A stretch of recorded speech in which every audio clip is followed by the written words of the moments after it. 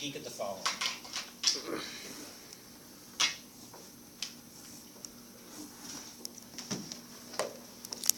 Actually, you know what? Can I just talk about sections for a minute? Since you and I do have an exam coming up next week,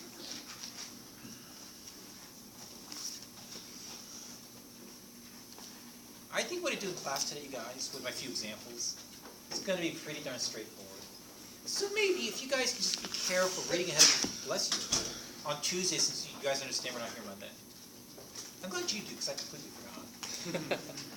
So on Monday, I'm going to talk about solving these vector differential equations using defective matrices. Read in that section 7.5. Definitely read ahead of me with section 7.5. You said 7.5? 5. Okay. Definitely read ahead of me for section 7.6. It's fairly heavy in terms of what's involved to be able to answer a question. Now, for the next few sections, in the next couple days in class, I'm going to come to class very abstract, talk about solving VBEs, whatever they are. It's just that once I'm done, I'm going to put this to practice in applications. Now, I don't think that's pretty heavy, but it's just going to rely on us understanding what the heck's going on in section 7.6, which I just said was rather heavy. And so, well, 7.6 is not going to be on the next exam, right? Because that's the big one, right? You said earlier this week that we weren't going to get there. Tuesday, I'll cover section 7.5, and Wednesday is materials not on the exam. Well, Wednesday's going to be the big one. 7.6. I don't mean to scare you or anything. I just mean how much you put this together. Yeah. Well, that's the one I'm really looking forward to because that's what everybody talks about. Yes. But the exam 7.5 is going to be it. Yes, and where does it start? So when I go home this week and long time ago, I think we're at 5.6 through 6.8. We got just a giant chunk of problems. Yes. So it starts in 5.6. And then whatever you assign today. Then jump to chapter 6. But I did not officially cover 6.9, even though I gave you a technique. Then jump into chapter 7, 7.1 through 7.5. What was 6.9? 6.9 was a reduction of order technique. It's actually a technique I used in class to generate some series techniques for higher order DEs. It's just not something I officially assigned because reduction of order is just in English. If somebody gives you a solution to a DE, can you find another one? Should we go through and study that? Would it help us? I don't think it'll help you in any way, shape, or form. Okay. Except to justify something I did in class, but I justified it with that technique. Okay. I think it's irrelevant. And so then, whatever you assign today plus whatever you assign in 7.5, that's Exactly. all the exam's going to be on. Okay. Yes. So I'm finally caught up, so I can get ahead. So you guys check out this differential equation.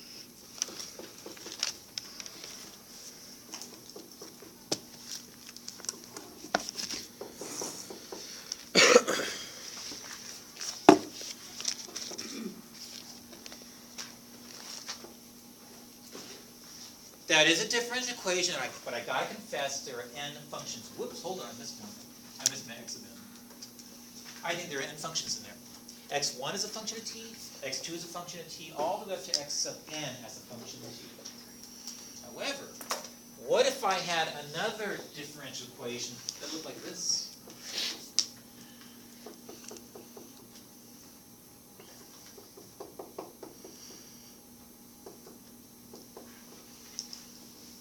As a matter of fact, I could have a collection of such equations, such DEs, all the way down to x of n prime being equal to, well, I think you guys are getting the idea.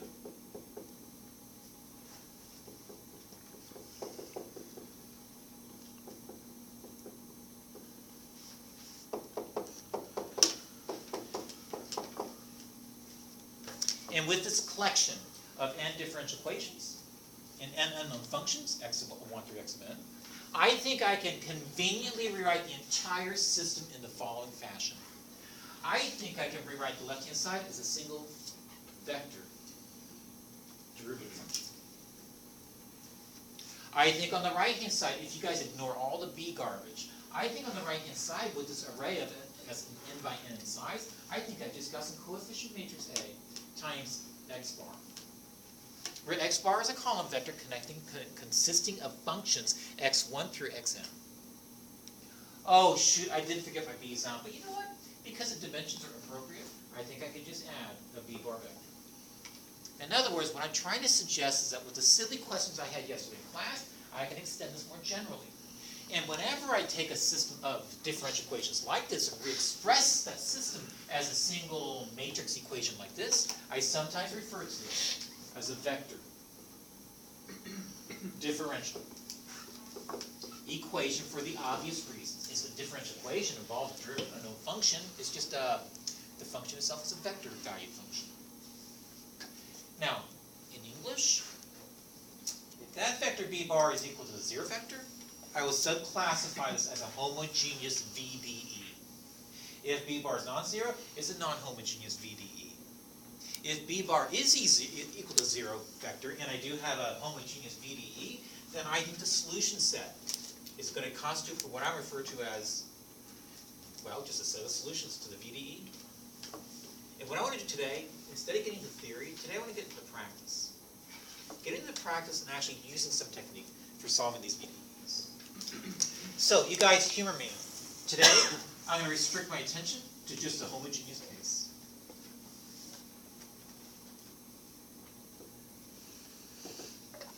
And I maintain if I got an x bar prime being equal to a times x bar, and I have, I don't know, a solution of the form x of 1 bar being equal to, guys, I don't know how to write this out. How about this? E to the lambda t times v bar, where v bar is an eigenvector and lambda is the corresponding eigenvalue. I maintain that x of 1 bar is indeed a solution to my vector differential equation. I'll prove it to you. You guys might be too sloppy. That's an s bar prime. It's not x to the negative 1. Okay. How about that? Now I'll prove to you it works. On the left-hand side, if I were to differentiate this, keeping in mind that's just a constant vector. It's a vector that just contains constants in it. I think the derivative over here with respect to t is just going to be lambda times e to the lambda t times well, a constant coefficient, if I can call it that, out front. But this is nothing more than e to the lambda t times lambda times v bar. It's just that you guys check out what happens at the end. I think in the end, when you look at lambda times v bar, if lambda is an eigenvalue corresponding to an eigenvector, what's it equal to? So what is it equal to? A times v bar? Yeah, it's just an a times v bar. And in the end, I think I'm just simply going to get this times my solution. So clearly it's going to be a solution to my VDE. Wait, Yeah, I'll wait. do you mean a times x bar or a times v bar? I meant a times x bar. What did you define v bar as? That was an eigenvector. Okay. Chris, let me slide this down. I'll show more steps. I maintain, since I've got an eigenvector, another name for lambda times a v bar is going to be, you guys. Ooh, hold it, that's what's missing. What's another name for lambda times v bar? If lambda is an eigenvalue. X bar. Well, lambda times v bar is more than just an eigenvector. That means v bar is going to be a times v bar. Oh, let's go back a minute. Consider matrix A. If v bar is indeed an eigenvector, doesn't it really mean when you multiply v bar by well, its corresponding eigenvalue, or by its corresponding matrix, aren't they the same? Wasn't it by definition of an eigenvector? Yeah. One yes, two yeses. If it is, I'm just making a substitution over here, you guys. Watch. I think another name for this piece right here is just this piece.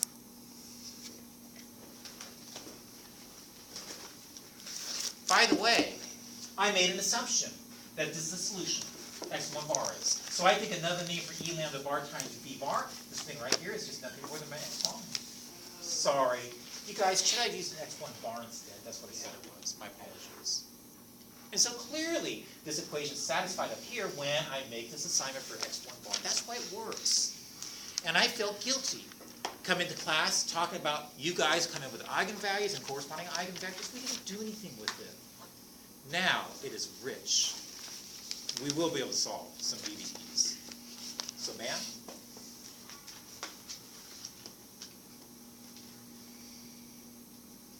So Chris, what was that? Was it root pi? It was square root of pi, yes. Got it, okay. You can just look at the Gauss formula. Gotcha. I really don't mind. I'll try. So, examples.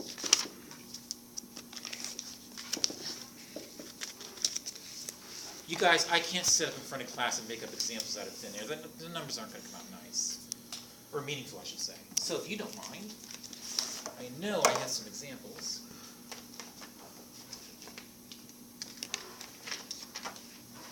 So how about A being equal to this? Let's do an isolve. This VDE. We're only in the homogeneous case, right? I'm only in the homogeneous case. As a matter of fact, you know that because that's the VDE identified. So when it comes to non-homogeneous case, I will discuss a whole other technique. What does the V stand for again? In VDE? The vector differential equation. Vector differential. So yeah, when I use that abbreviation VDE, I'm just referring to a vector differential equation which represents a system of differential equations. Okay. Well, I think the first thing I need to do is find eigenvalues. But you guys, I'm going to do this in my usual fashion. I'm simply going to subtract off the main diagonal my lambdas. I'll subtract off of A, lambda times I. And I think the corresponding determinant is going to be set equal to 0. Well, that means this determinant is equal to 0. But that implies that lambda minus 1 squared minus 4 is equal to 0. I may have written these examples, you guys, but I didn't solve the VDE. I just made sure I had a non-defective matrix. Did you say 1 minus 5 is I did, but when you take a negative on the inside, you just square it. It becomes positive. Yes. I was just making my algebraic life easier. And I think that tells me, excuse me, lambda squared minus 2 lambda, is that a minus 3 equals 0? So lambda is going to be equal to 3 or negative 1. You guys just double check my mathy skills. But now I'm going to look for the corresponding eigenvectors. And to find the corresponding eigenvectors, let's take one at a time. How about the lambda being equal to negative 1? Setting up the corresponding augmented matrix here too. You guys are paying money to be here. You tell me if I'm skipping too much. I think the corresponding augmented matrix is the following. Is that 2, 2, 0, and 2, 2, 0? Yes. So what's your conclusion? Huh? How did you get that? Well, don't worry about how I got it. Is it okay? No. No, it should be 1, 1, 0. Well, yeah, it'd just be 1, 1, 0 on top, and the bottom would be gone. Well, I just don't understand how you did that. The Don't 2 look rows how I are got it. exactly Don't the same. look up. Is that okay? No, Why not? because the 2 rows are exactly the same. No, don't look up there. Could this possibly be the result? No. Possibly be. No, because the 0 vector is not. Thank you. You know I made a mistake because this implies I've got the 0 vector, and an eigenvector can be non-zero as a vector. So you know I made a mistake somewhere. All right, I'll come back. Yeah, I think you guys are right. I think I've got a 1, 1, 0, and that's it. Sometimes this class is like trivial pursuit. We should have Well, you see my prizes. point, though. I'm just saying, if you come to that conclusion, you know you made a mistake. But can you explain that one more time? Yes, this is important. You cannot have the 0 vector. I think the solution to this system implies that my v bar, if it's equal to this, is simply going to be the vector that has zeros and its entries. Because look, this is 1 times v1 plus 0 equals 0, which means v1 is equal to 0. Same thing with v2. It's just that my definition of an eigenvector is the following. It's a set of all non-zero vectors of v bar that satisfy this equation for a given matrix A. And so you know with eigenvectors you're not going to come up with a 0 vector. Chris? Well, doesn't that imply that you could come up with a 0, but you would just ignore it because it's not classified as an eigenvector? Or is there some sort of mathematical property that prevents you from getting 0, 0 as a solution? I think the corresponding matrix would not be possible to generate a system of differential equations in that case. So the differential equations wouldn't make any sense. You guys, can I come back? Yeah, you're right, I'm wrong. I'll fix it. Now you guys, are you sure you understand what the 1 and 1 represent? Because I think of V bar, can I call it V1 bar? Because it's going to be more than 1. I think the first eigenvector I'm looking at is going to be nothing more than, a vector consisting of entries V1 and V2. I just think with my augmented matrix, the entries are going to be nothing more than 1 and 1. Isn't there a product notation? It is. Now I'm going back to my standard physics, or how about trigonometric notation for vectors. Actually, Chris, when I actually write my solution, I won't. I'll change it to column vector, because it's more convenient. Right. For that case, does it matter what order the one they are? In this case, no. Because technically speaking, if your independent variable is t and you plug it in for v1, v2, excuse me, then v1 is going to be a negative t. But if you plug t as a value for v1, that means v2 is going to be negative 1. Your vector is just going in the opposite direction of mine, but when you put a scale in front like k, allow it to range over the reals, you get the same vector collections. It doesn't make any difference because we're going to look at linear combinations. And if you chose pi comma negative pi instead, it's fine. Now, do you guys understand this is not the collection of all the eigenvectors corresponding to this first eigenvalue? Can I call that lambda sum 1? It's simply one eigenvector. And to be honest with you, to come up with my solution to the VDE, I just need one eigenvector. I don't care what it is. This does make my life miserable when I go home and read your material because you all might be choosing different eigenvectors, but the point is, you have the right to choose whatever eigenvector you want. Don't go off to the pi's and negative pi's, please. Find something really complex, put integrals in there. So in the end, you guys, I think my first solution to my VDE as a vector valued function is going to be nothing more than e to the lambda t, where lambda is equal to lambda sum 1, times the corresponding eigenvector. And I think in this particular example, that ends up being e to the negative t times, I'll change my notation. How about 1 negative 1? Are you guys okay with this idea, which, by the way, is recurring throughout the entire book? You know, I got a two-dimensional vector. I don't care if you represent it horizontally or vertically. It makes no difference. We all understand they're elements of Rn. Excuse me, R2. Well, let me go ahead and talk about what happens when I've got the next eigenvalue, which is too long ago, I forget. Wait. Yes, I'll wait. That is a solution to your differential equation, or differential system. Yes? Do you not believe me? No, I'm just trying to make sure I understand what it is. Oh, you can't understand what it is. I'm too sloppy. That's a negative t. Thank you.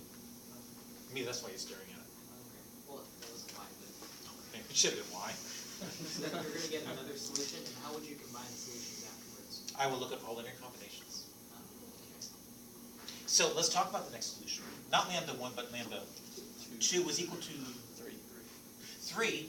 It's just that if I set lambda 2 equal to 3 and I write the corresponding augmented matrix, does that become a negative 2, 2, 0? And then a 2, negative 2, 0? Oh, you guys, once again, thank goodness it's not a trivial solution.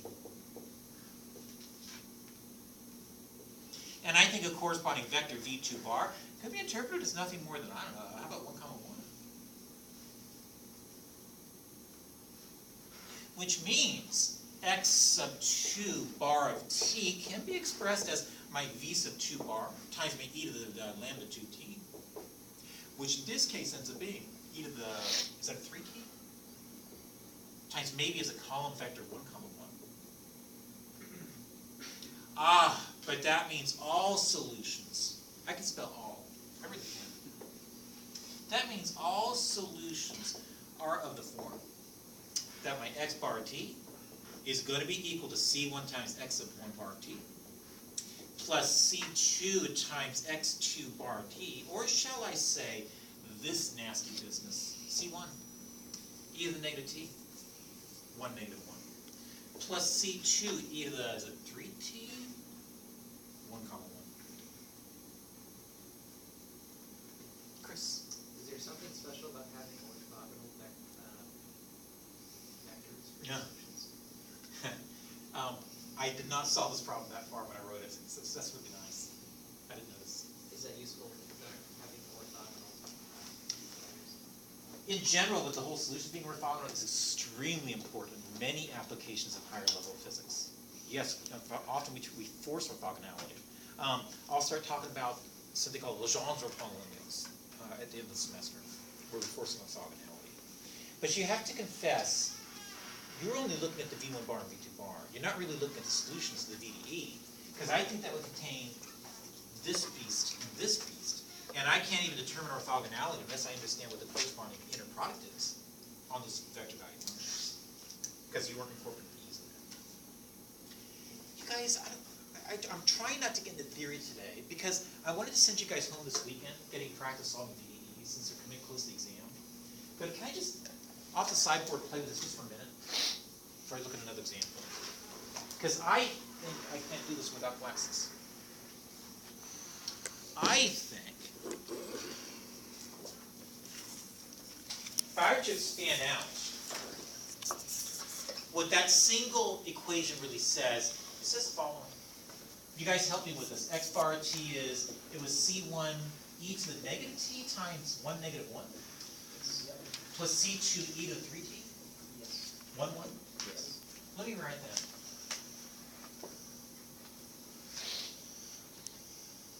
No bars. It's a scalar value function.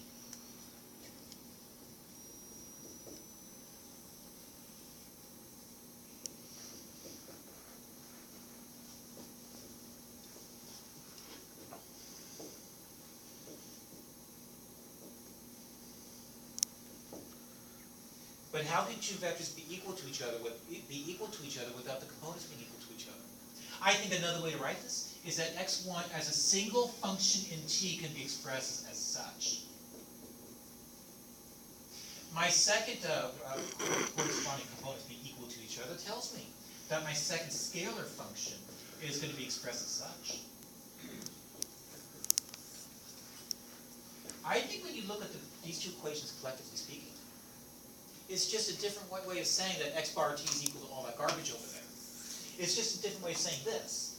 I sometimes say, this is my solution in vector form, but this is my solution in scalar form. I use the word scalar not to talk about a constant. I use the word scalar to talk about how my solutions are not expressed in vector form.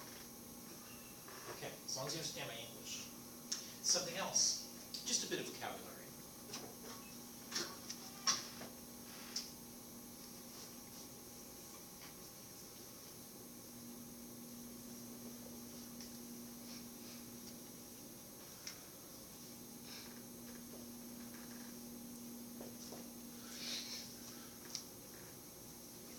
Does set contains how many items? 2. 2. And when that collection, that set containing 2 items, I sometimes refer to that as my fundamental set of solutions. Now, I think all solutions are going to be expressed as a linear combination of these two. That kind of suggests that maybe the set of 2 items forms a vector space. Actually, specifically, a subspace of a vector space of continuous vector value functions for which I generate all my solutions. See that last sentence? Yes. I think this represents a subspace of the vector space of all vector value functions continuous over some order line. Of course, in this particular example, they're going to be vectors of dimension 2. I also maintain that that really is a basis. It better be the case that this set is a linearly independent set. What do you think would be the easiest way to determine linear independence? Well, they're functions, so Wronskian. And how would you know the set is linear independent using the Wronskian scheme? No, it's linear. For some non-zero value. Perfect. As long as that Wronskian is not equal to 0 for some value of t, in that interval I, then we got linear independence. Are you there? Do you mind if I don't go into that? Say again, beating the clock. I just want to talk about solutions. Try not to go off on these tangents. Theory. Yes. What did you call the basis one? Or the set one? Oh, I always refer to this as my fundamental set of solutions. And you can think of that as being a basis generating all solutions to my vector space of solutions to the VDE.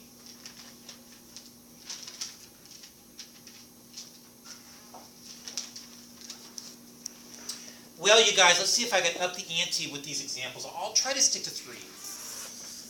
Being efficient, not boring you to death, give example after example. My first one was nice. 2 by 2, nice, clean. Real eigenvalues? Let's get away from that. Let's do it N by N. Well, I want to finish before tomorrow. And let's see. How about 6, -1? 5, 4? I hope this works. Good. That's nice. I like that. It's more instructive when it doesn't work, isn't it? I think I'm going to solve this VDE. I'm going to yet again first look for some eigenvalues.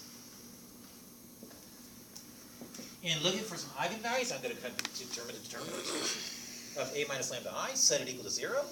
But I think that gives me lambda minus 6 times lambda minus 4. Is that a minus or plus 5 being set equal to 0? Again, you guys just check my arithmetic. So that I have a lambda squared minus 10 lambda. Is that a 29?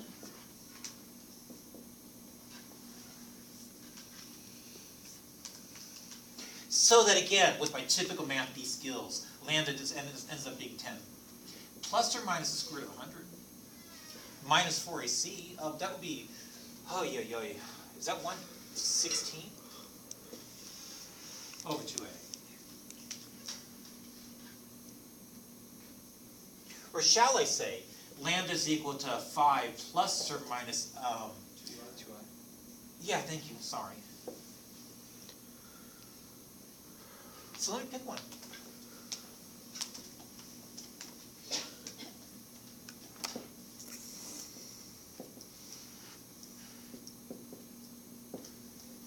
And if I do, I think to find the corresponding eigenvectors, I simply have the augmented matrix, which looks like a 6 minus 5 minus 2i.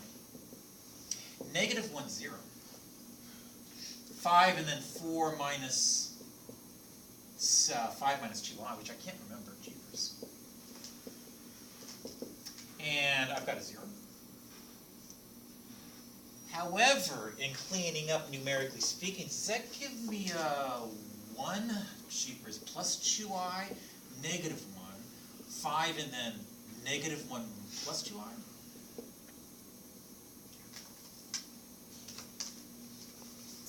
So you guys, everybody, you relax and you watch me reduce this matrix. No, don't relax. What's the first thing I should do to reduce this matrix? Mike? Choose an entry and then see if it's a multiple of the single row. Thank you. You're saying don't do anything. It's too much work. Because if I reduce this matrix, and this happens, you know something's wrong, don't you? I mean, this matrix is not to be reduced, or should not reduce down to just a 0 vector. So technically speaking, the only other thing that can happen with a 2 by 2 matrix A is that, well, this thing reduces in such a way that one row's a multiple of the other. Let's just check that that's true. So checking that one row is a multiple of the other.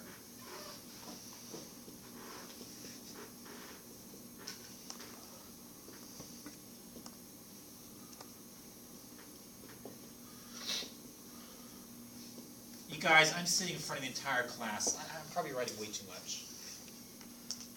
But I think what would be easy is to ask myself, what do I multiply negative 1 by to get this? Say it out loud. 1 plus 2i. 1 minus 2i. Well, let's just see if I multiply 1 minus 2i to that. Let's just see if we get the second entry, or the entry in the first, the second row, first column. I think that gives me a, is that a 1 minus 4i squared? Ah, piece of cake. It does. That instantly tells me that the corresponding eigenvector is going to be, anybody? 1, 1. Really? I was thinking 1. Thank you, I heard that. Not confused. No, I'm not confused. I am. Who's that? You're confused? Can you just show a couple? Okay, I will, never mind. Don't look at me. I think the first row says this. if my V bar has entries of V1, V2, then that very first row says the following, that 1 plus 2I times V1 minus V2 is equal to 0. And if we say something like V1 to be equal to T, then I think V2 is equal to, well, 1 plus, then I think 1 plus 2I times T minus V2 is equal to 0. But doesn't that say that V2 is equal to this? So, I think my V bar being equal to V1, V2 is equal to nothing more than, well, T comma 1 plus 2I times T, excuse me. And I just grabbed one of them and said, I just want to consider 1 comma 1 plus 2I. Well, Did you guys see it? oh yeah. I would never think this way. I think this is way too much work. Wait. Let me show you how lazy I am. Yes, I'll wait. Can you just do that? Because aren't you just kind of ignoring the second equation there? Second equation. Well, yeah, I didn't The write second it row. correctly. I'm sorry. I should have written that this really does reduce down to this.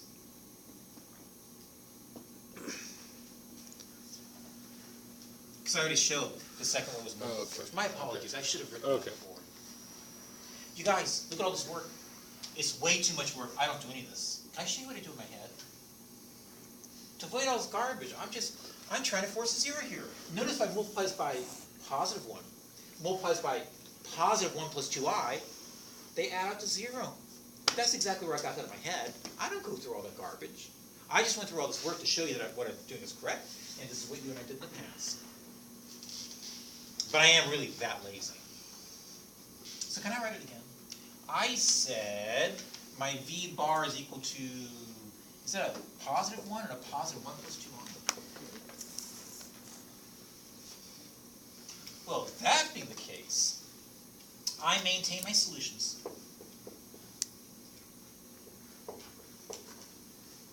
For x1 bar t. You guys, I really should be subscripting this, shouldn't I? Was that the first one? And this is the first corresponding eigenvector. I should have written that. So I think my solution is going to be the following. It's just going to be my v1 bar times e to the lambda sub 1 of t, or shall I say in this case, this v1 bar times my e to the lambda t. I forgot my lambda. You guys? 5 minus 2i. Thank you. 5 minus 2i. Oh, I got an idea. Let's expand. I think that gives me 1 plus 2i times my e to the power, which by the way is just e to the 5t, times Cosine 2t. Sine 2 Plus sine 2t. minus sine 2. minus sine 2t. Oh shoot, I mean this. As a vector in 2 space. Does that give me an e to the 5t cosine 2t minus, did we forget something over here? Thank you. I times sine of 2t. Oh, I still forgot something, sorry, e to the 5t. I think down below, first times the first gives me this.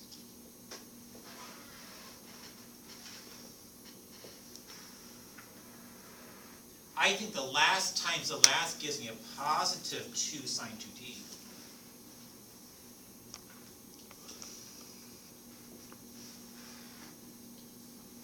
I think the inside times the inside gives me a positive 2i e stuff cosine.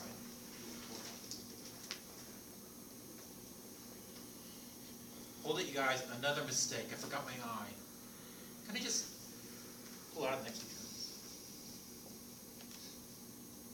And finally, the outside times the outside gives me a product. Is that a negative e to the 5t sine of 2t times my I?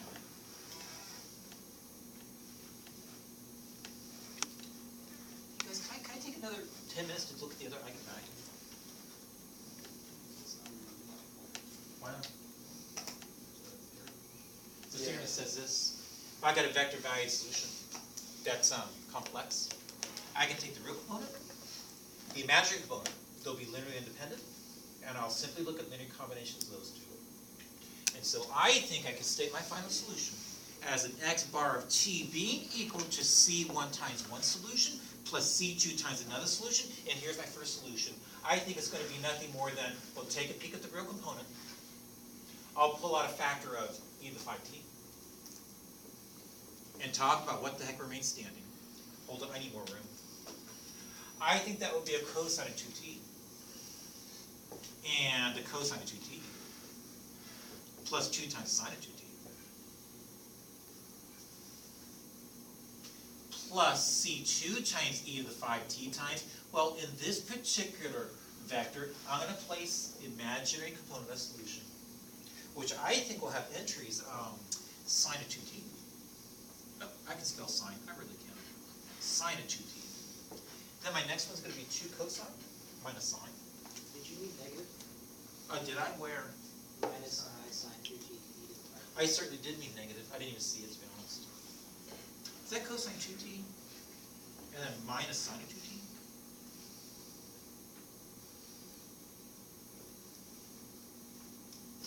So having complex eigenvalues is not an issue. Well, you guys, maybe with just one more example, the only other thing I want to show you is how to solve VDE if it's a 3x3. Well, if A is a 3x3. So why then do we not have to check the second one? Because I know we could split that into those two, but what if the second one didn't look like those two? Like the 5 plus 2i? Guarantee you it will. As a matter of fact, those complex solutions are going to come in complex conjugate pairs. And that's why I don't have to worry about it. Well, you guys, let's see if I can generate, is that okay before I move on? Let's see if I can generate a 3x3 that gives me something interesting. Something else I haven't mentioned today. I don't know if you've noticed, but my examples are all going to have a non-defective matrix. To have a defective one, it's just going to require a bit more work. So let's see if my 3x3 works out. How about a 3, negative 2, 0? Negative 2, 3, 0. And then 0, 0, 5. Of course, you guys, when I answer this question, looking for eigenvalues, I'm going to expand about the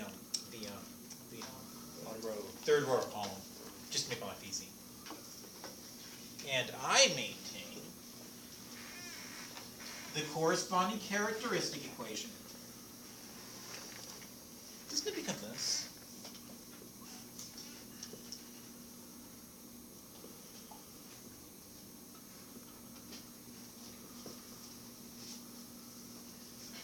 Doesn't it become this?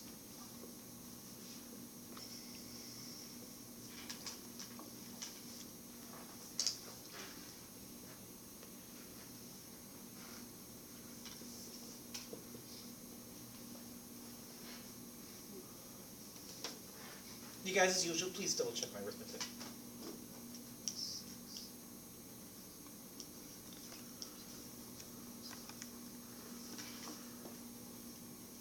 One yes. Well, as long as one person agrees with me. And to find the corresponding eigenvectors, well, let's see, hold on a second. Eigenvectors.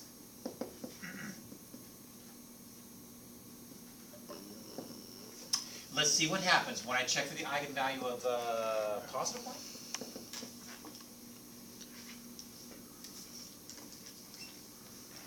Well, you guys, just subtracting one down the main diagonal and recreating an augmented matrix, I think it just simply gives me an augmented matrix with these entries. 2, negative 2, 0, 0. Negative 2, 2, 0, 0. And then a 0, 0, 4, 0? You guys, in the blink of an eye, can we reduce this really quick?